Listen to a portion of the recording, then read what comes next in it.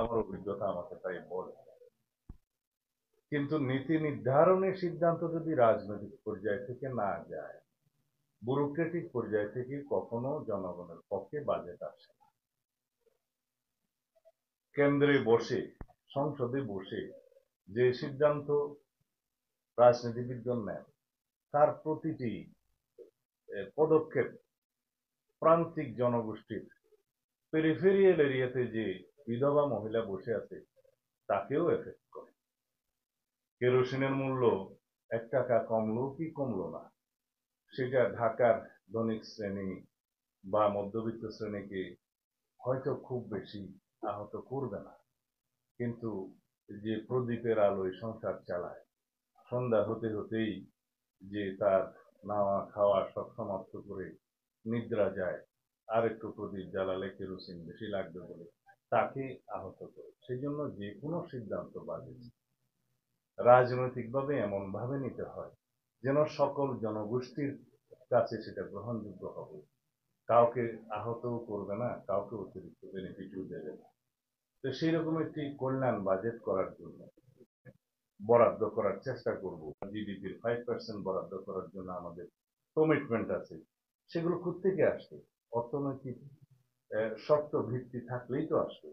তো যদি অর্থনীতিকে এইভাবে ডাই ডাউন করেছে যারা, সেটাকে যদি আমরা পুনরুদ্ধারের জন্য সক্রিয় হই, চেষ্টা করি এবং উদ্ধার করতে পারি, নিডল পক্ষে ফিল্পারেজ এবং সাইফোনিং কমাতে পারি বা বন্ধ করতে পারি, তাহলেই তো আমাদের অর্থনীতি সমৃদ্ধ হবে এবং আমরা জনগণের কল্যাণে সেরকম বাজেট প্রণয়ন করতে পারবো।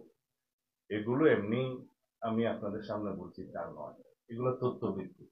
দেবপ্রিয় ভট্টাচার্য আমাদের সম্মানিত বাংলাদেশের একজন প্রতিযোগিতা অর্থনীতিবিদ, তার নেতৃত্বে হোয়াইট পেপার সেল গঠন করা হয়েছিল, কমিশন গঠন করা হয়েছিল। তিনি যে রিপোর্টটি প্রদান করেছেন, সেই রিপোর্টের যে এক্সিকিউটিভ সামারি, সেটাতে আপনারা দেখবেন যে এটা অবশ্য ইংরেজিতে লেখা হয়েছে, ওনারা বাংলা করবেন বলে আমাকে প্রতিশ্রুতি দিয়েছেন যাতে সবাই পড়তে পারে বাংলাদেশে। এটা এমনিতে বোধহয় 385 পৃষ্ঠার মতো রিপোর্ট, বাট এক্সিকিউটিভ সামারিটা 9-10 পৃষ্ঠার মতো হবে। তো আমি মোটামুটি দেখেছি, তাতে বলা হয়েছে বাংলাদেশের যে ট্যাক্স মওকুফের ক্ষেত্রে যে অনিয়ম করা হয়েছে, সেটার যদি অর্ধেকও করা হতো, যেই টাকা বেঁচে যেত যা, তা দিয়ে আমাদের শিক্ষা এবং স্বাস্থ্য খাতের বাজেট আরো 2 গুণ 3 গুণ করা যেত। এটা হচ্ছে একটা প্রথম প্যারাগ্রাফের কথা তাদের সামারি। কিন্তু তিনি বলেছেন যে মেগা দুর্নীতির মাধ্যমে মেগা প্রজেক্টে 2,80,000 কোটি টাকা করাপশন করা হয়েছে বিভিন্ন ভাবে। তিনি বলেছেন যে সমস্ত রাজনৈতিক বিবেচনায় ঋণ দেয়া হয়েছে ব্যাংকিং সেক্টর থেকে, যেগুলো আর উদ্ধার হয়নি, তা দিয়ে 24টি পদ্মা সেতু করা যেত। এবং বলেছেন সেই ফ্যাসিস্ট সরকার যাওয়ার পর্যন্ত 4 লক্ষ কোটি টাকা খেলাপি ঋণ রেখে দেওয়া হয়েছে, যা কোনোদিনই আদায় হবে। এটার পরিমাণ বাস্তব পক্ষে আরো বেশি। দল মন্ত্রীর মর্যাদা ভোগ করবে এবং মন্ত্রীরা হওয়ার জন্য আর্টিকেল 66 অনুসারে যে সংসদ সদস্য হওয়ার সমস্ত যোগ্যতা থাকতে হয়, সেটা উপদেষ্টা মন্ডলীকে মাথায় রাখতে বলবো। সেখানে কিন্তু বিদেশি নাগরিকত্বের বিষয়টা অনুমোদন করা নাই এবং আরো অন্যান্য বিষয় আছে। আমি এই বিষয়ে আজকে বেশি কিছু বলবো না। সুতরাং কনস্টিটিউশনালি আপনাদের এই সরকারের রেটিফিকেশন লাগবে ইন দ্য নেক্সট পার্লামেন্ট, এটাও আপনারা মাথায় রাখবেন। এবং রেটিফিকেশন লাগলে এই লেজিটিমেসি কিভাবে দেয়া হবে, কোন জায়গায় দেয়া হবে, সেটাও আমরা বিবেচনা করব।